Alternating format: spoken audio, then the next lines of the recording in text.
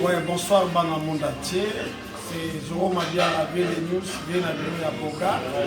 Et l'autre, on a Katia France, on a ma petite sœur propre, Dani Tsunami Bokondo. Et nous, aïe, pas il a dit ça. On est en Suisse, on est en France.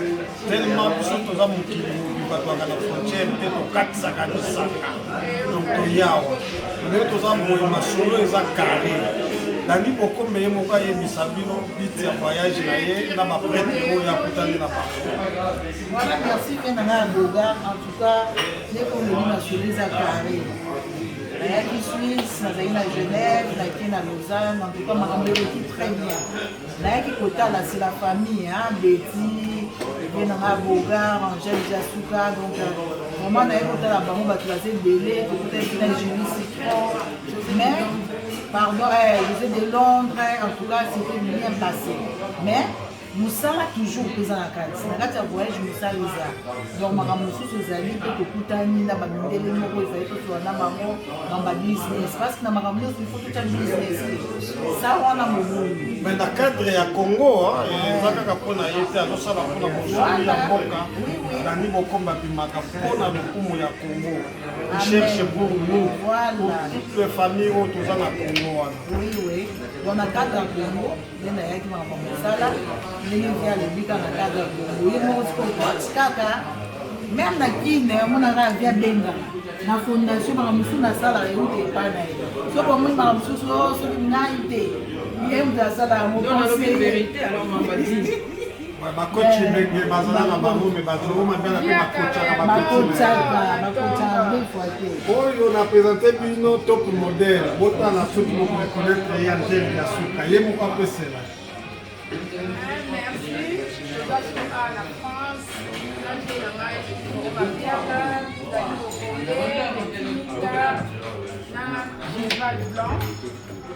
Et puis voilà, bien dans le bâtiment de l'eau, le bâtiment à Tom, le bâtiment bien collé bas. Donc voilà, merci nous. Ça n'a pas de l'eau, les gars d'ailleurs qui ont pas Makamangoka, donc ils ont awa, ils sont sur la main de la main, donc il faut qu'ils se débrouillent.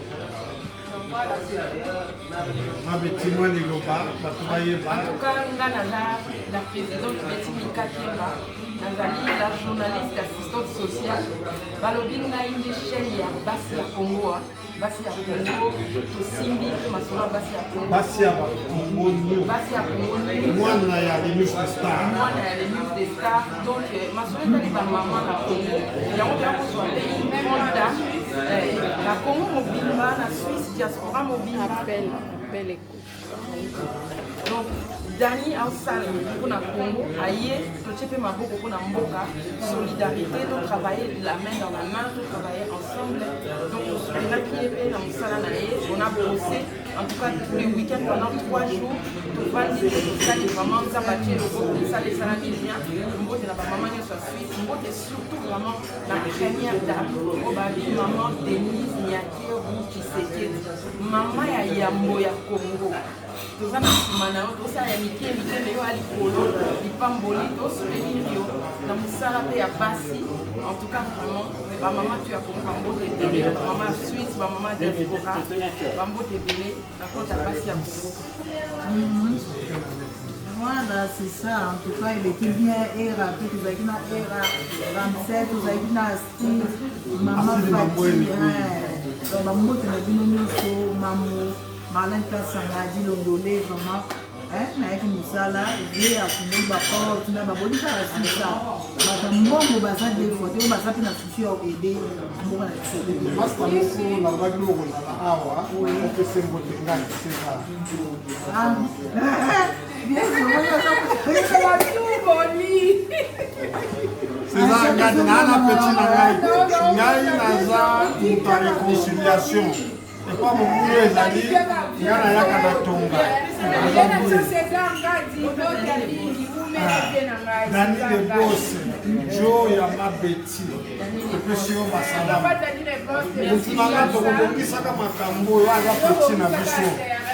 Ah, petit na biso, donc, vous faites des banakim, balobaka, nalinga kezala bo.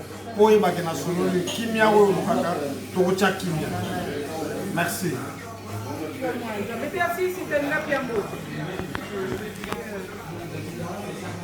En tout cas, j'aime pas ça macaron. Il a plein de beauté. Elle a fait ce qu'il nous a un anniversaire pour y aller du président Tim Samiral. L'aide du président Pédard, joyeux anniversaire à toi, mon pote. Mon bureau, mon ami personnel. Un mini poisson à Bruxelles, donc à la table de Kabaki. On a l'aide du président Fatih Belton. On a fait ce mot de place à Jean Moussila, vraiment. On a fait ce que César on a du mot de repos. Avant funéraire. Toka mikolo bango bapeti na biso nayambeli yo ye ngati yo mutu na ngai wala omoni ketani azalaka mama azonga motema ya mama na kero akokanga motema. Petit anniversaire na Elena Manzila depuis Lausanne, une femme engagée aussi qui travaille beaucoup pour les orphelins en République démocratique du Congo, une jeune de la diaspora engagée. Elena Manzila, née le 10-10. D'ailleurs, on a un anniversaire de Bélé. Check, c'est là, tu pourras te faire.